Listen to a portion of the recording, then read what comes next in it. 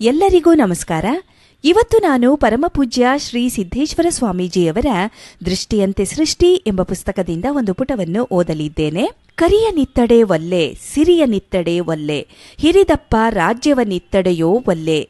ನಿಮ್ಮ ಶರಣರ ಸೊಳ್ಳುಡಿಯ ಒಂದರಗಳಿಗೆ ಇತ್ತಡೆ, ನಿಮ್ಮನೆ ಇತ್ತೆ ಕಾಣ ರಾಮನಾಥ. ಈ ವಚನದಲ್ಲಿ ದಾಸಿಮಯ್ಯರು ಮಹಾತ್ಮರ ಮಾತಿನ ಮಹತ್ವವನ್ನು ಹೃದಯ ಸ್ಪರ್ಶಿಯಾಗಿ ವಿವರಿಸಿರುತ್ತಾರೆ. ಒಂದು ಕಡೆ ಆನೆ, ಅಂಬಾರಿ, ಸಿರಿ, ಸಂಪದ ಏನೇ ಇರಬಹುದು, ಆದರೆ ಶರಣರ ಒಂದು ವಚನಕ್ಕೆ ಜಗತ್ತಿನ ಸಮಸ್ತ ಸಂಪತ್ತು ಸರಿಯಾಗಲಾರದು. ಆದುದರಿಂದ ಮಹಾತ್ಮರ ನುಡಿಯನ್ನು ಒಂದರೆಗಳಿಗೆ ಕೇಳುವಂತಹ ಅವಕಾಶ ಕೊಟ್ಟರೂ ಸಾಕು, ನಿನ್ನನ್ನೇ ನೀನು ನನಗೆ ಕೊಟ್ಟಂತಾಗುತ್ತದೆ ಎಂದು ಹೇಳಿದ್ದಾರೆ.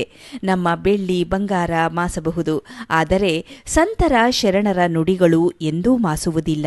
ವಿದೇಶಿಯರೂ ಕೂಡ ನಮ್ಮ ಭಾರತದ ಆಧ್ಯಾತ್ಮ ಸಾಹಿತ್ಯವನ್ನು ಮನಸಾರೆ ಕೊಂಡಾಡಿರುತ್ತಾರೆ, ಕೆಲವರು ಅನುಸರಿಸುತ್ತಾರೆ ಕೂಡ.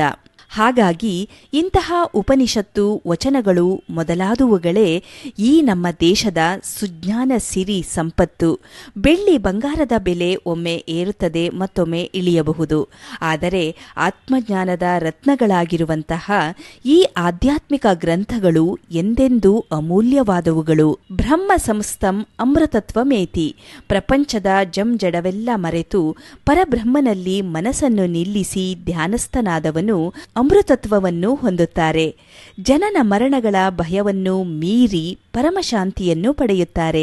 ಇಂತಹ ಅನೇಕ ಅಮೂಲ್ಯವಾದಂತಹ ಉಪದೇಶ ವಾಕ್ಯಗಳನ್ನು ನಮ್ಮ ಋಷಿಮುನಿಗಳು, ಸಂತರು, ಶರಣರು ನೀಡಿರುವರು ಎಂದು ಪರಮಪೂಜ್ಯ ಶ್ರೀ ಸಿದ್ದೇಶ್ವರ ಸ್ವಾಮೀಜಿಯವರು ದೃಷ್ಟಿಯಂತೆ ಸೃಷ್ಟಿ ಎಂಬ ಪುಸ್ತಕದಲ್ಲಿ ವಿವರಿಸಿರುತ್ತಾರೆ. ಧನ್ಯವಾದಗಳು.